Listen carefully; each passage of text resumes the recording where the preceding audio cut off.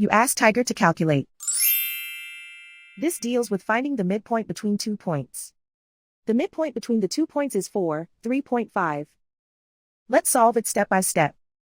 Plot the 2 points and calculate the midpoint using the formula. The coordinates of point 1 are x1 equals 2, y1 equals 5. The coordinates of point 2 are x2 equals 6, y2 equals 2. PM represents the midpoint of the 2 points.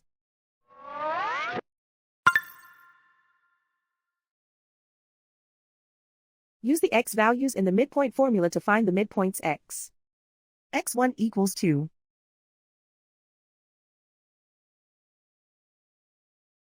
x2 equals 6.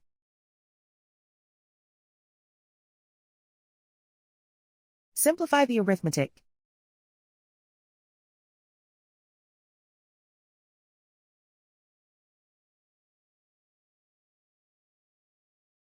Use the y values in the midpoint formula to find the midpoints y. y1 equals 5.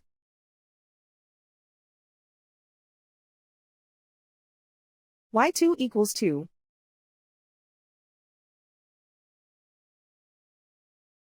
Simplify the arithmetic.